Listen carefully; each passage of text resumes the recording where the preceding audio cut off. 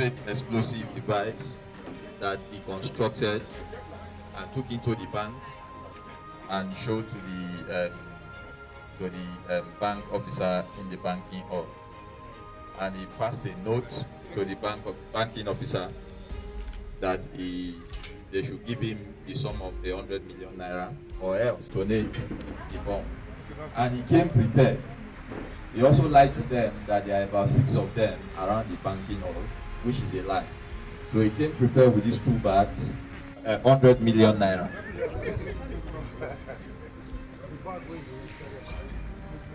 So this is what he did. He decided to employ the weapon of terrorism to that thing that you see strapped in his body. That is what it is. No, yesterday,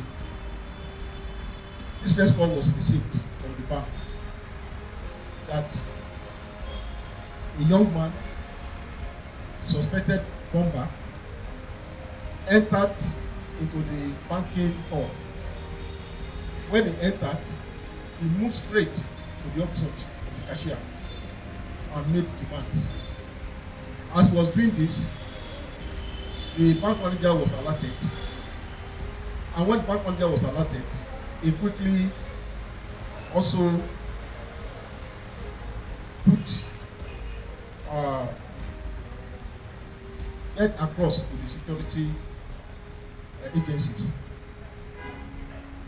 The men from the divisions from Rantia were also alerted. The victim, the suspect, he sensed danger and started panicking. After it was dawned on him that security men have arrived in the premises, he took to his heels. As he took to his heels, he fell down. He fell down. When he fell down, normally people will expect that maybe something will that there will be a blast, and nothing like that happened. So people around, the youths with the mobile men around, summoned courage and they grabbed him. They carefully removed the alleged bomb that he wired around his body, and he was arrested. He's a student. His name is Benjamin Basim, a student of Plateau State Polytechnic.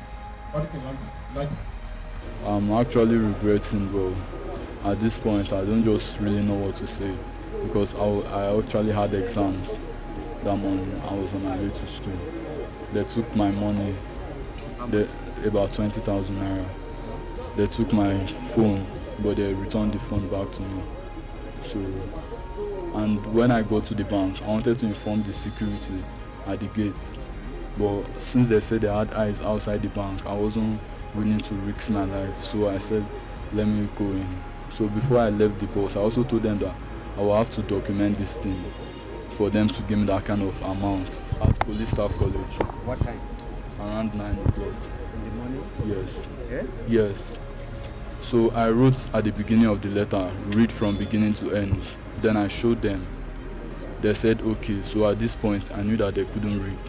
So I raised an alarm in the letter, writing for help to the cashier. I told him that I was wrapped in suicide bomb. I was forced at gunpoint, and I'm doing this against my will.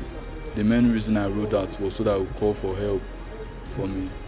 So after I wrote that, at the end of the letter, I also told the cashier what they told me, that 12 of their men are waiting outside with AK-47.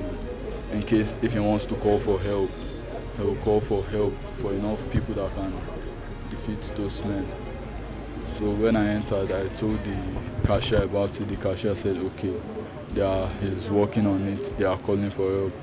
Then all of a sudden, everybody started running. The men in the bus, they were all wearing jalamia.